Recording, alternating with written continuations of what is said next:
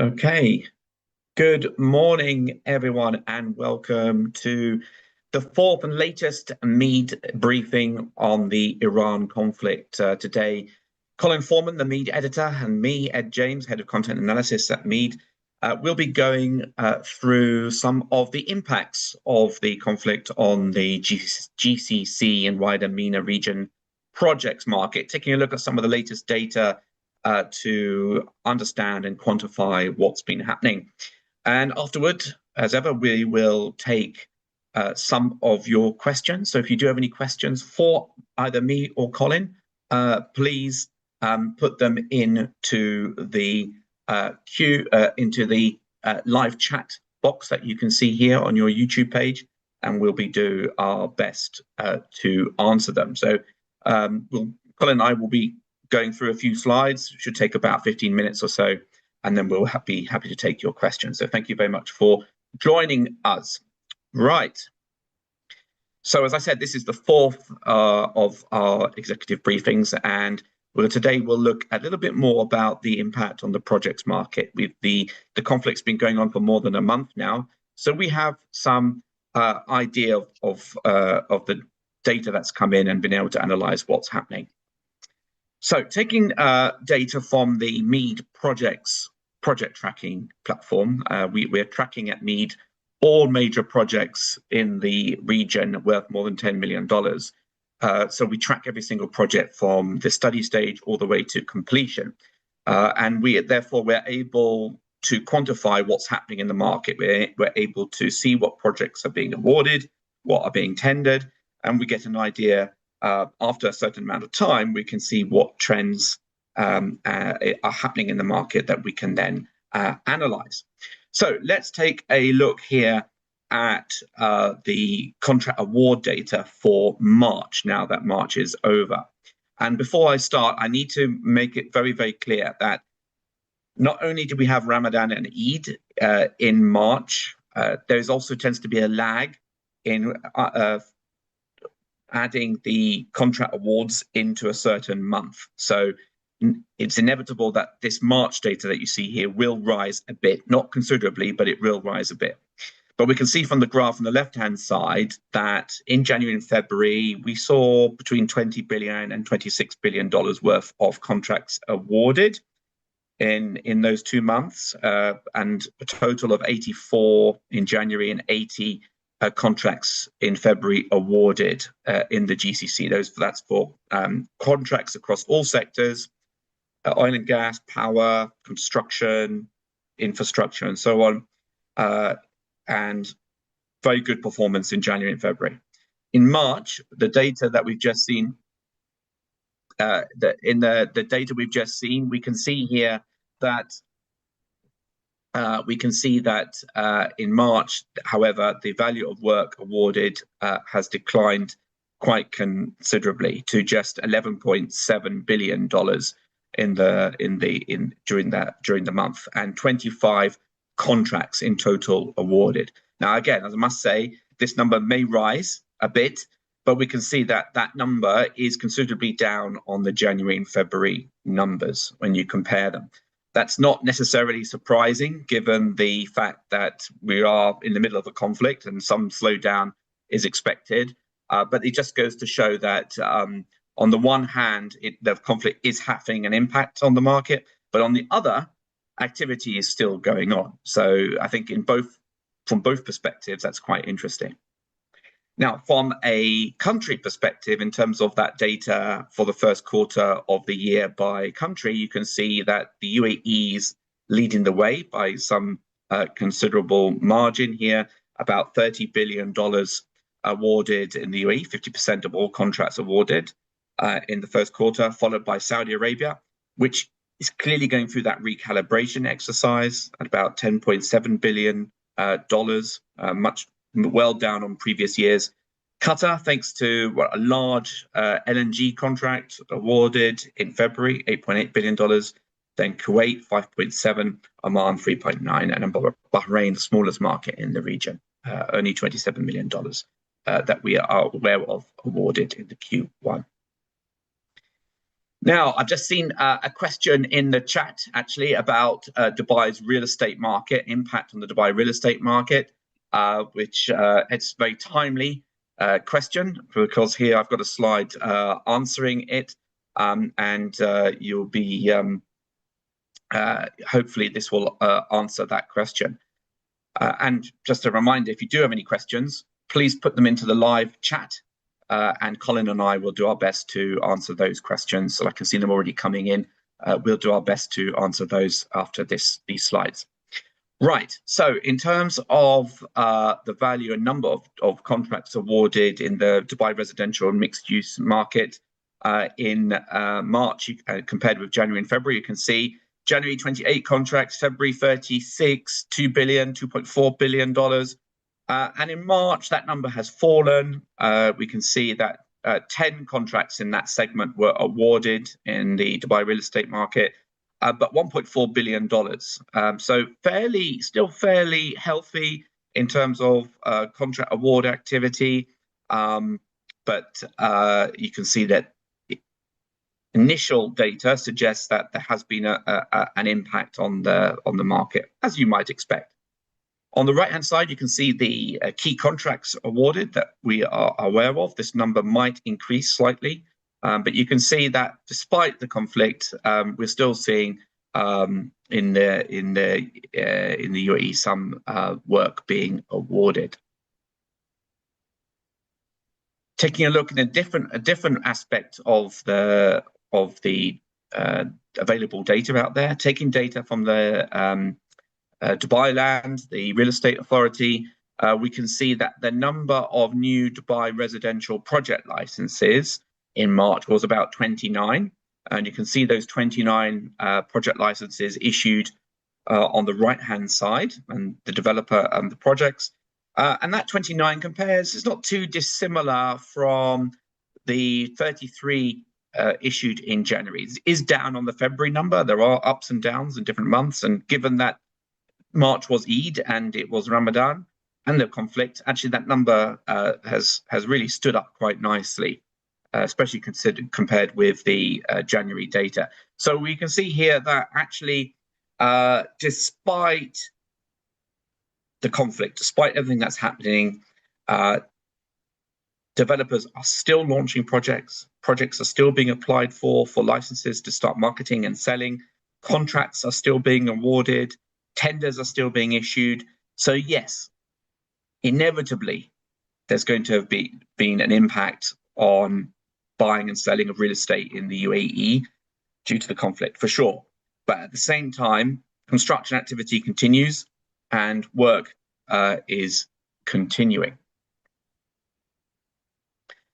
So on Tuesday, we did a webinar to a large audience, and we asked a question of GCC construction companies, professionals working at GCC construction companies during this live poll.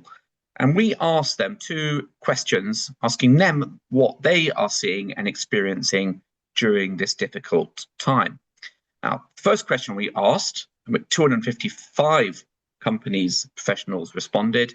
The question was, how badly to date has your company been impacted by the Iran conflict, if at all? And interestingly, 63% said that the conflict to date, this is as of 31st of March, hadn't impacted them, but they expect it will at some point in the future. 6% said that it hadn't impacted them and they didn't expect it to either, even in future. So 2/3 of respondents said that the conflict had not yet impacted their company, which I think is very interesting. So for the large majority of companies in the project space in the region, it hadn't yet impacted them, which is again an encouraging sign. 24% said the conflict had already impacted them quite badly, and 7%, just 7%, said it had impacted them very badly. So I think that's it's an interesting that's interesting to get your perspective. This is a large sample size, statistically relevant. Interesting to see how the market has impacted them. already. Right, second question we asked is, in your opinion, what are the biggest market challenges caused by the conflict? We gave the respondents 6 different responses which they could answer. 301 responded, so again, that's a very good statistical sample, and 36%, just over a third, said that transport and logistics delays were what, in their opinion, were the biggest challenges caused by the conflict to date. So transport logistics delays, that's shipping delays, delays in receiving materials and equipment, so on. That was the biggest challenge caused by the conflict, according to the sample, the poll.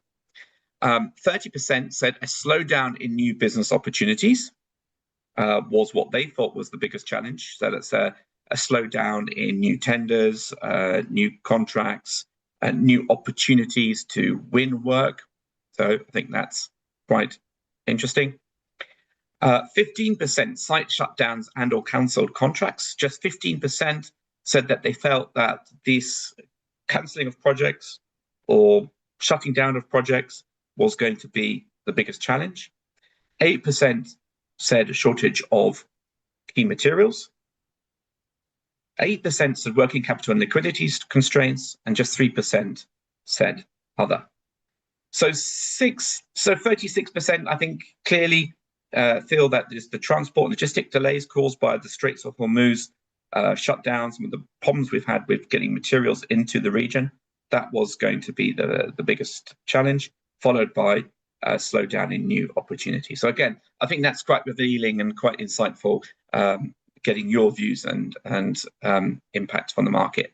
And if you disagree, or if you think there's other things happening, please put it into the live chat box. I'd be love to hear your opinion on what you see happening in the market. Cost impacts. Now, clearly, if transport and logistic challenges or shortage of materials is considered a big challenge, then the closure of the Strait of Hormuz and other challenges we're seeing are going to have an impact on potentially higher costs, which would in turn impact project profitability, contractor margins, commercial viability of projects, and so on. And a very good case in point, I believe, was the increase on the 1st of April in the price of diesel in the UAE. So diesel price went from 2.72 dirhams per litre of diesel on the 31st of March to 4.69 dirhams a litre of diesel on the 1st of April. That's an increase of 1.97 dirhams a litre, and that is a 72% rise overnight in the cost of diesel. Now, of course, diesel, for example, is used to transport labour to site. It's used for generators on site. It's used to transport ready mix and of course, and the overall logistics costs for delivering all the materials and supply chain and so on. So clearly, there's going to be quite a dramatic impact, sudden impact on the delivery of certain items on the delivery of projects. You can see on the graphic on the right-hand side some of the impacts likely to have take place in April while this diesel cost is elevated. Of course, the conflict might end, the oil prices might decline, diesel price might decline, and from 1st of May, we might see prices back to where they were in March. Nonetheless, suddenly, as an example of an immediate direct impact of the conflict, is this big rise in diesel costs here in the UAE. Now, it's not just, of course, diesel. There are other materials. Steel. A lot of finished steel products are imported into the region. Logistics and transportation delays and increases in costs, that's going to impact the cost of steel. Global data estimates that for every $10 rise in a barrel of crude oil, there's a 3 to 5% cost impact in steel prices. So you can imagine with a $40 rise that we've seen over the last month, there could be as much as a 20% impact on the total cost of steel particularly imported steel on projects. So likewise with PVC and plastics, 4 to 6% cost impact for every $10 increase in the oil price. Cement, 2 to 3% increase in cement prices, with a lag of 2 to 4 months on that. So you can see that if energy prices increase, then there is also an increase in delivery in the costs of key materials and services on projects. Now, on the flip side, we've been here before to a certain extent in the region. In 2024 and 2025, we saw Houthi attacks on shipping in the Red Sea.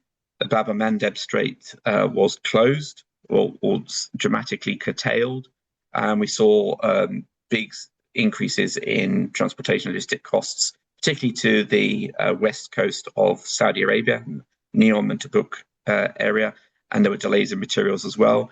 But we didn't really see at that time a big impact, major impact on project deliveries and schedules and project viability and cost. So the region has been here before to a certain extent and managed that. Likewise, in 2022, with the sharp increases in inflation following sort of the end of lockdown, we saw oil prices surge, we saw diesel prices also surge, and again, the region was able to manage that and maintain delivery, and in fact entered a period of exceptional project market performance in between 2023 and 2025. So yes, of course, there are going to be some short-term impacts and long-term impacts as a result of this conflict. But at the same time, the region has shown some resilience before.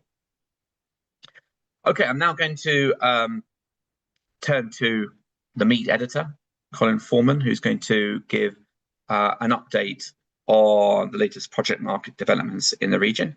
And then Colin and I will take your questions. So if you do have any questions, please put them into the live chat box. If you want a copy of this presentation, please email the subscriptions at meed.com, I believe. It's in the chat box. Subscriptions at meed.com, yes, and we'll be happy to send you a copy of this deck. Right, Colin, over to you.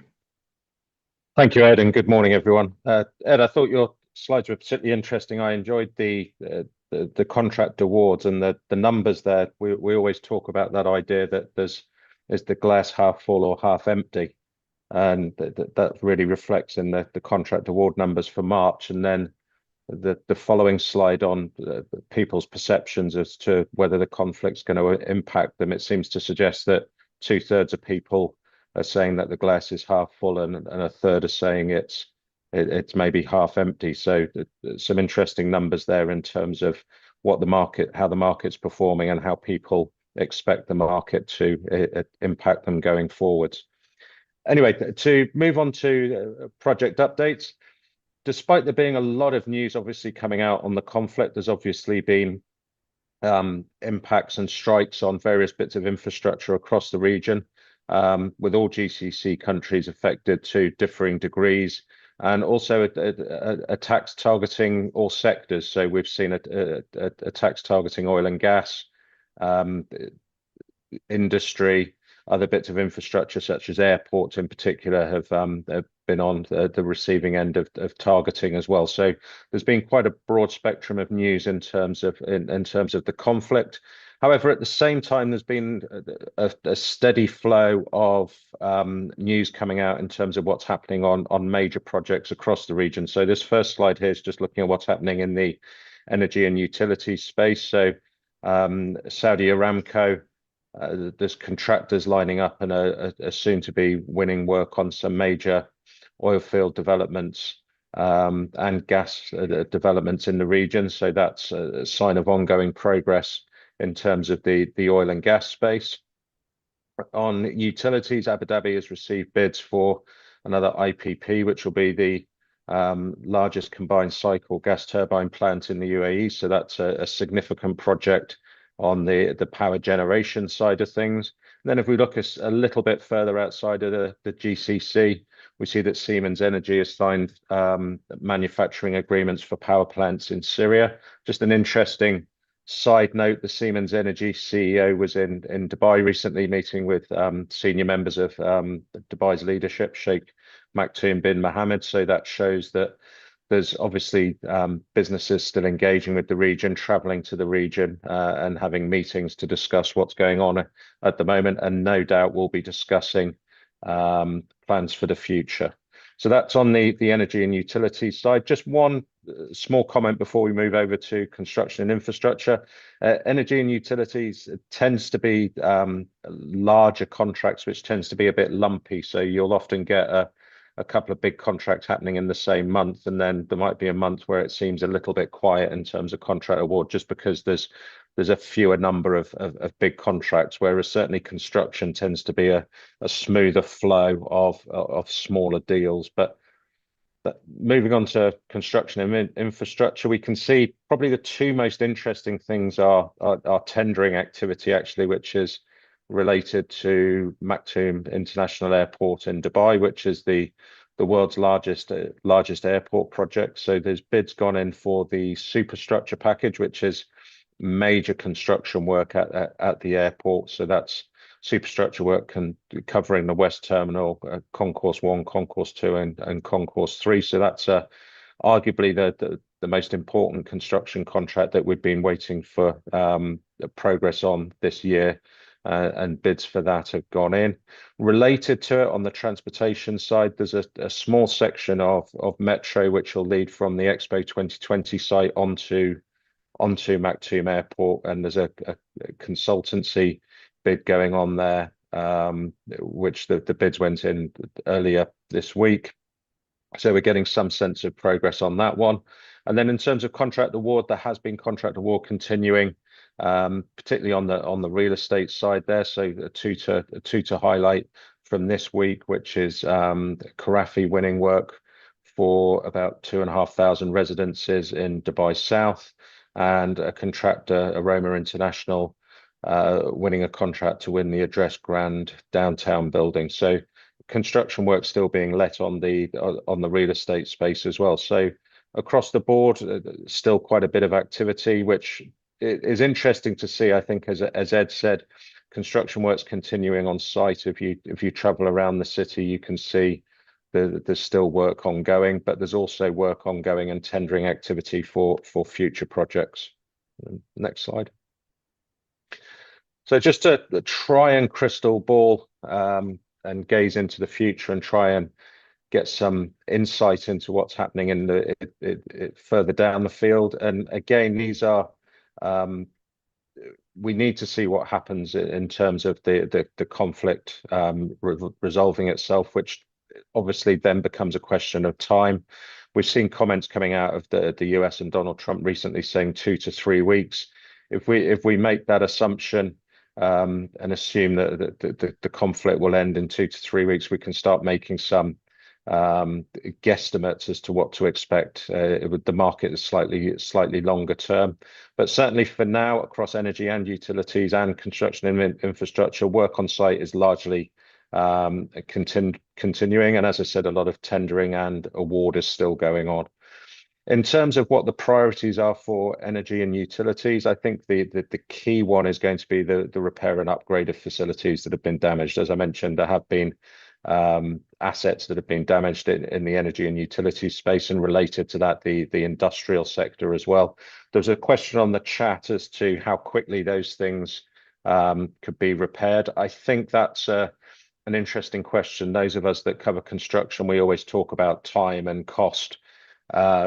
If these are critical pieces of infrastructure that need to be brought back online very, very quickly, we find that the time can be compressed very, very quickly, and obviously then the cost goes up. But for certain things that need to be repaired or upgraded, I don't think cost is really a concern, which is maybe a little bit different to the way the market normally operates. So I think time will be compressed in extreme for some of these things to be repaired and brought back online. So that's a slightly different way to the market operates normally, but we are in extraordinary circumstances at the moment.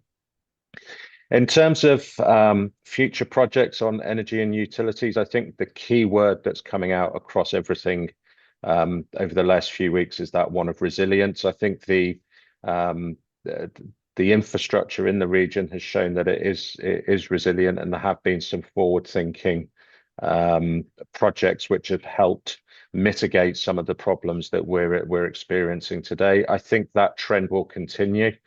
So if we look at things like pipelines in particular, there'll be pipelines looking to make sure that the region's not so exposed to the Strait of Hormuz. Obviously, there's been measures taken to do that already, with the UAE having pipelines going to Fujairah, Saudi Arabia having pipelines going across Saudi Arabia to the Red Sea, and I see that that being a trend that continues going forward with even more gusto.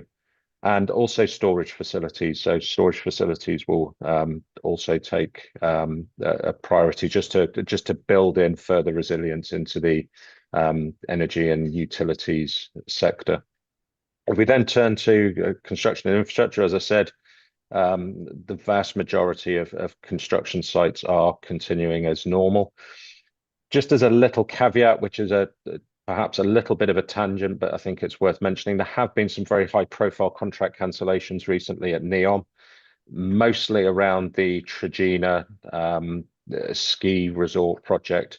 That was a project that was which had its raison d'etre question quite significantly recently when Saudi Arabia postponed hosting the Asian Winter Games in 2029. So I think those cancellations are something which have been caused by a separate issue rather than the conflict. So looking at that as a cancellation stemming from conflict, I don't think is the right thing to do. So just a side note on that. In terms of cost pressures, as Ed mentioned, yes, there are cost pressures coming through into the market, and I think that's a growing concern for people that are on site delivering projects. Obviously, depending on how projects have been priced and how well these things have been mitigated will depend on the seriousness of those concerns. But definitely the cost pressure going forward is something that's a concern for contractors. It's also a concern for developers. If you speak to developers, particularly those that are in the process of tendering contracts at the moment, they're concerned that their contractor pricing is going to escalate, and that's putting pressure on the financial returns of their projects. If you look at a developer now that's bought land at a price when the market was very strong, and if there's a concern that going forward that the market will soften, then that the developer might be caught in the middle, and an increase in delivery costs will exacerbate those problems. So that's something which is becoming a real concern for everybody involved in the market. As I said, real estate does have some concerns. I think the question that everyone's asking, and there's been a few questions in the chat about this, is how's real estate going to perform going forwards? There's a lot of questions there across all of the subsectors, including residential, commercial, other sectors such as retail as well. I think the answer at the moment is that we don't really know. We have to have a wait and see, but certainly it is uncertain. There's a lot of concern that there will be less demand going forwards. This comes at a time when there was a lot of supply being delivered. So there's really quite a lot to look out for in terms of how real estate performs going forward, and this is a concern for the construction sector. Obviously, the real estate market has generated a lot of work for contractors and supply chain over the last 4 or 5 years, and they would like that to continue. So that's an important thing to watch. But at the moment, it's difficult to really get a gauge of what the impact is. The consensus when you speak to people is that the market will soften. And then the question then turns to how much of a correction will it be, and there's a varied answer when it comes to the degree of the correction. Looking much further forward, if we look forward to a period where the conflict has subsided, we start looking at what the market might look like. We've seen some steps already from the UAE Central Bank, from Dubai, looking at putting in some economic stimulus. I don't think they're stimulus project or stimulus packages that include capex, really. I think they're stimulus measures to really help businesses that are first impacted the most with operating costs and keeping them operational. So I think that's mostly aimed at sectors such as tourism, which has obviously had a massive impact over the last few weeks as people haven't been traveling here on holiday. I think further forward, there's a real possibility that there will be stimulus spending into the construction sector with capital expenditure projects. My sense is that the government's priority will be, again, making sure and doubling down on that resilience. They've shown that they know how to make their economies resilient, but I think they'll want to make them more resilient. And I think one of the key trends will be that ongoing investment in inland transport and reducing the exposure of the GCC to the Strait of Hormuz. So that potentially could be a massive amount of investment into construction and infrastructure projects to develop that. So potentially something that could be very positive for the construction sector. Anyway, that's my initial thoughts. Like I said, a lot depends on when the conflict comes to a close, and then looking forward, there's some interesting things to look out for. I think probably the thing that is most interesting is that real estate question and how investors respond to the conflict in terms of buying real estate, launching projects, and future construction activity. And we can start moving on to some questions. Ed, do you want to pick up the first question? Yeah, thank you, Colin. That's great. Thank you very much. Very insightful. And yes, everyone, please put your questions into the Q&A box. Sorry, the live chat box on YouTube there, and Colin and I can read them, and we'll try to answer them. Also, just a reminder, if you want a copy of this presentation, then please email subscriptions@meed.com. It's in the description on the YouTube page. You can we'll send you a copy of this deck. Right, so answering questions. But Colin, before we go on to this, taking the questions from the audience, question for you, because you talk to contractors, consultants, developers, you're talking to companies in the market all the time. That from what I've been hearing from you in our conversations, everyone is still fairly relaxed about the situation. Is that true? Yeah, I mean, a lot of conversations, but I think if I could answer it in a couple of sentences, I think for people involved with the delivery of projects, it's very much a wait and see situation at the moment. But obviously, there are concerns about how the future is looking, but at the moment, no real sense of to how that's going to pan out.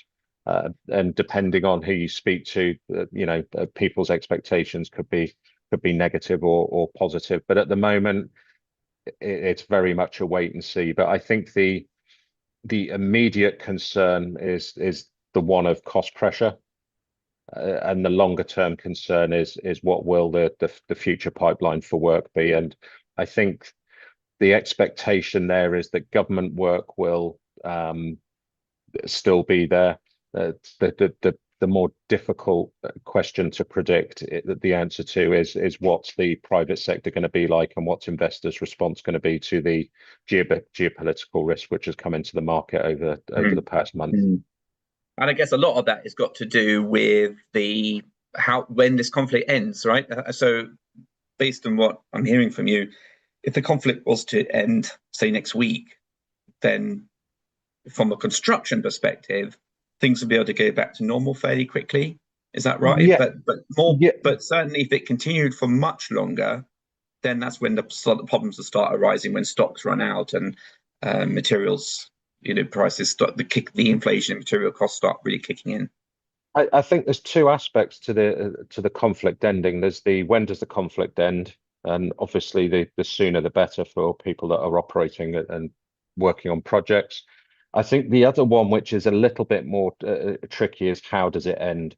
So if it's left with a lingering geopolitical threat, that could be more negative. I think from an operational point of view, not quite so much of a problem. It might be more of an issue for the long-term investor behavior going forward. So yes, we need to know when the conflict ends, but also how the conflict ends is also important in terms of in terms of how the market performs going forward. And at the moment, we don't know the answer to both of those things. Obviously, people watching, Donald Trump's speech last night, it was quite difficult to decipher what's going to happen going forward. Yes, absolutely. So, I mean, it's impossible to de-link the future outlook for the projects market from the conflict right now, right? I mean, obviously, you've got all, when it comes to real estate, you've got investor confidence being impacted, which in turn is dependent on the Strait of Hormuz and any continuing potential threat from Iran. And then, of course, from site to costs and so on are going to be dependent also on delays in transportation and logistics. So everything is inextricably linked to the current situation. But we've been there before, haven't we? We saw we saw after the global financial crisis, we saw after COVID, the market actually bounced back quite fast, didn't it? COVID, yes. I mean, global financial crisis, certainly the Dubai construction market took a number of years to recover from that one. I think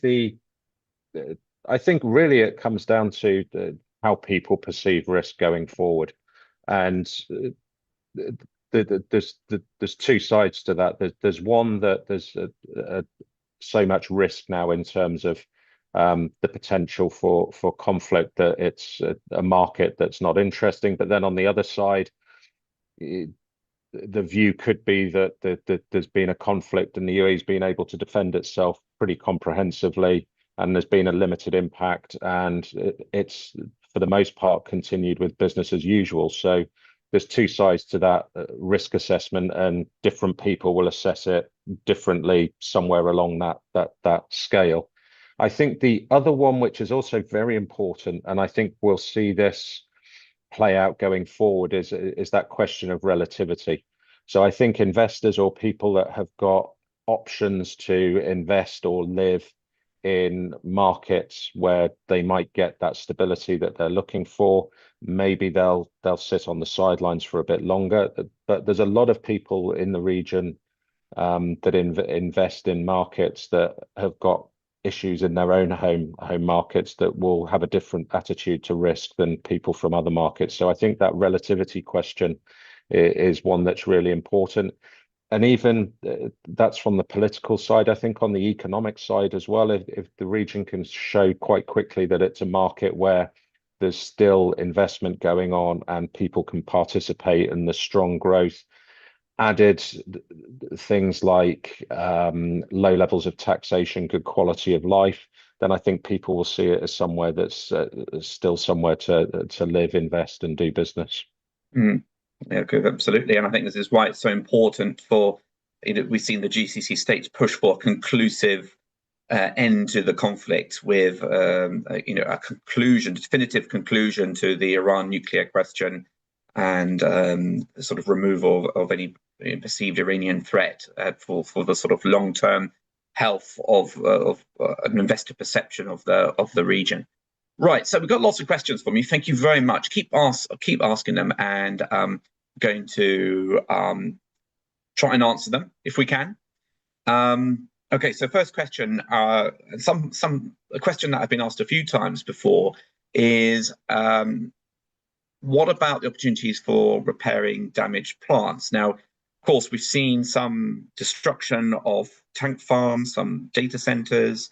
We've seen the steel and aluminium plants being hit. We've seen some downstream facilities also being hit, refineries and so on. So clearly, one of the government priorities going forward is for quick fix, repair of these facilities so that operations can resume. So I imagine that will be a key priority for the government. Question is, will that, well, a couple of questions. First, who's going to pay for that? Are they covered by insurance? And I guess related to that is, will that mean that spending is, or budgets are taken from other capital expenditure projects to and focus instead on repairing existing facilities? At the moment, we just don't. It's a bit too early to say. We know obviously that we do have seen some tenders, for example, BAPCO issuing tenders for an assessment of the damage on the Citra refinery, a very fast-track exercise there to try and bring that back online. And of course, the conflict's not over yet, so there may well be more damage to come. But clearly, one of the key priorities will be the repair of such facilities. Now, in some, there haven't been many examples of such a situation before, but where there have been, for example, in instances of things like fires or explosions, mechanical issues, and so forth, often insurance companies insist that the original contractor is the company to repair the facility. So we'll have to wait and see, but for sure there'll be quite a large amount of money needed to be spent on repairing these damaged facilities. I think I've got a question here. Sorry, Colin, you have anything to add? Just to add to that, I think one thing, obviously it depends on the scale of the repair work that's needed, but I think if something's needed to be done urgently and it's within the capability of contractors that are already working on that site or for that client, it's very likely that would be fast tracked by somebody that's already there, just to get things progressing very, very quickly. And I know of a few situations where it's the sort of the incumbent player that's there that's just being asked to quickly do something as quickly as possible just to get things operating again. Yeah, absolutely. And in fact, there might just be direct tendering as well, right, Colin? Direct negotiation rather than a public tender. Yes, yeah. I mean, we need to remember that these are extraordinary circumstances. In that case, sometimes the usual procurement routes with the time that they require get expedited. Okay. Interesting question here about sort of development of supply routes, for example, via Omani ports or to or new supply routes. And Colin, I think something we were discussing before is how this conflict might act as a catalyst for certain types of new project, with countries now acutely aware of the need to create new export and import routes, avoiding the Strait of Hormuz. So we know obviously the UAE is building the Hafid Railway for direct rail link to Sohar Port. Etihad Rail has already completed the freight network to Fujairah and Fujairah port there as well, of course. But it's true that this situation may well act as a catalyst, for example, for the Saudi land bridge. It makes it more important than ever for Saudi Arabia, for example, to build that freight railway between Jeddah and Riyadh, and then on to Dammam as a new import and export outlet for the Gulf Coast. We may also see some new export pipelines, an increase in storage capacity, not just for oil and gas products, but for water, for example, some more power contingency measures as well. I think that's inevitable, isn't it, Colin, as a result of this conflict? Yeah, and we saw that very quickly. I mean, there was, within 2 weeks, there was that announcement from Dubai that it would fast track imports of things from Oman. So you were talking there about physical infrastructure, but that there's a soft infrastructure side to this as well, in terms of customs clearance, etc., etc. So that's been basically improved to make sure that things can come through from outside the strait into Dubai more quickly. So I think on the process side of things, you'll see a lot of red tape removed and making customs clearance more easy, that sort of thing. Yes, the physical infrastructure, I think, just to highlight, I think a lot of these building blocks were already in place, and that's one of the reasons why the region's been able to deal with the conflict the way it has so far, is that, if we look at Fujairah's had a huge amount of investment go into it over the last 15 years, precisely for the reason that it's outside the Strait of Hormuz. I think what we'll see going forward is those building blocks that are already there and already substantial just enhanced further. So my expectation would be, as I mentioned, Fujairah. The UAE has another major port outside the Strait of Hormuz, which is in the Sharjah enclave of Khor Fakkan. That's another area that could receive investment and further sort of transportation links, etc., to bring it in. And then the Oman links to the UAE. Obviously, there's the Hafid rail, but you can look at further enhancing connections between those two places as well. And Oman as well has got a number of major port developments, which it's developed over the last 20 years, notably in Duqm and Sohar, but other ports as well, such as Salalah. Yeah, I think certainly the railway, cargo and freight railway market is going to certainly get an increased interest as a result of this. Yeah, across the board, there'll still be certainly something on the policymakers will be looking at very closely. Now switching back to real estate, what's going to be the impact, do you think, on mid or low tier or low tier developers in the UAE real estate market, well, across the region as a whole? Do you think there might be an impact on them in particular? I think the thing people are really looking out for is to see whether sales continue and how cash flow progresses. If sales dry up, then some of the smaller people without the financial buffers that some of the others might have, they might struggle in terms of cash flow and being able to deliver their projects, especially if money's tied up in escrow, etc. So I think that liquidity crunch is really the thing to look out for if you're looking at the real estate market from a construction point of view. And a lot of that's to do with whether sales continue and money keeps flowing into the market. And at the moment, we don't have really clear, visible data on how that's performing. Okay, question here about cancelling any cancelled contracts, particularly in oil and gas, as a result of the conflict. Now, we have seen, and Colin mentioned this, we have seen some contracts on NEOM cancelled, but Colin will back me up on this, and has already said it actually, that they're not necessarily related to this conflict. The cancelled contracts at Trojanel on the line were, I guess, long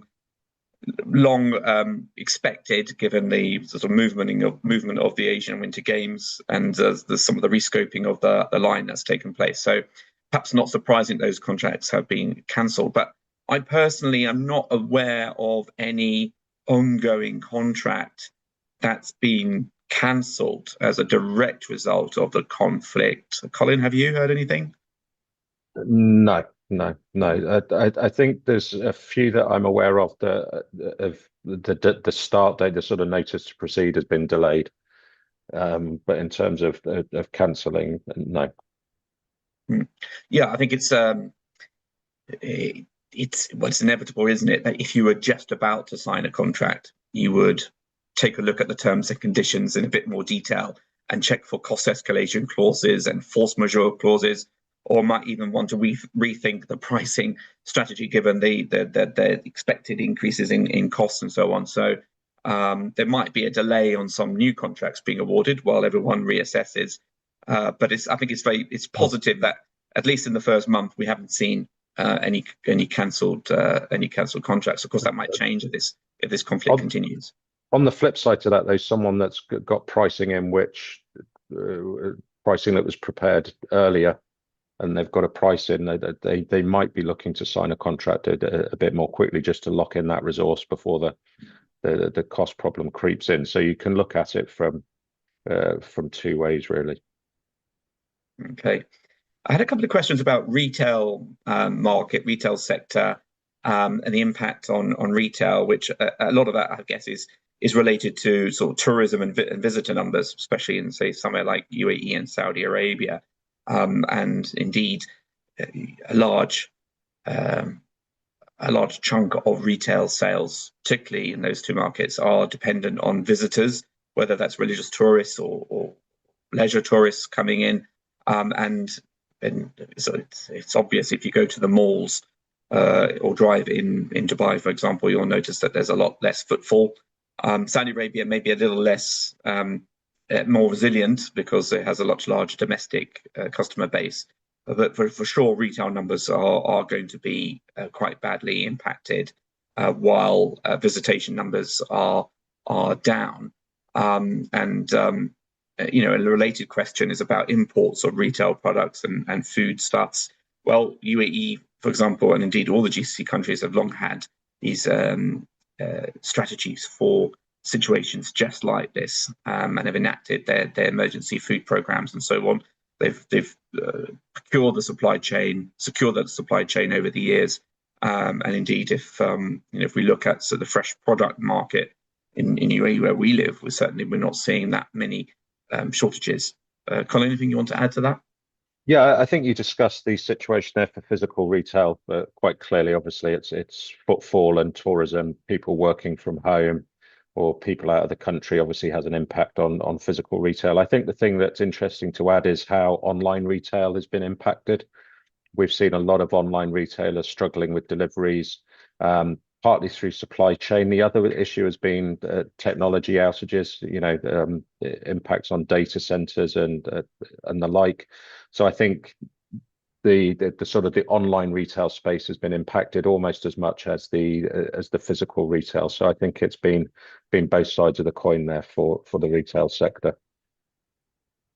I've had a number of questions also about foreign exchange rates and cost escalation driven by the foreign exchange rates. Obviously, the GCC states are linked to, their currencies are linked to the dollar, tied to the dollar. So there's no fluctuation against the sort of dollar price. But you know, when the dollar fluctuates against other currencies, and then there is an impact. But I don't believe, Colin, that's been too much of a factor, or certainly not something I've heard about too much. It's not an issue that I've discussed with people. Okay, good.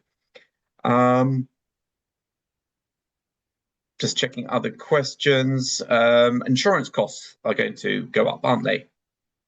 Yes. A fairly obvious answer. Yeah, I think there'll be certainly something people will be looking at. I mean, obviously, insurance costs or insurance providers are one of the reasons why Strait of Hormuz is being so problematic right now. Is that a lot of providers are refusing to insure vessels going through there. So I think perhaps the more interesting question on the insurance front is people's willingness to continue even if insurance costs do go up. You know, some people are very sensitive to that. Other people not so much, and we're seeing that already in the aviation space. There's certain airlines that are much more prepared to fly and land to areas where there's a conflict concern than others. Right. Okay. Well, an hour has flown by. That's I think been a very interesting discussion.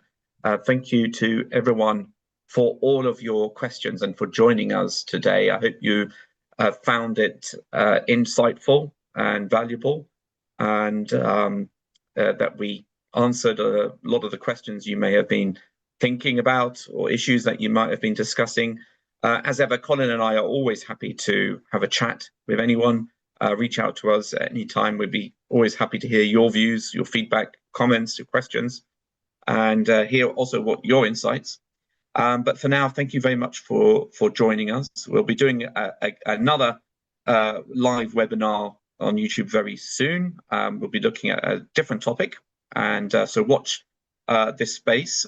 Please subscribe to the MEED YouTube channel for updates and alerts on the next live webinar and any other recordings that we upload.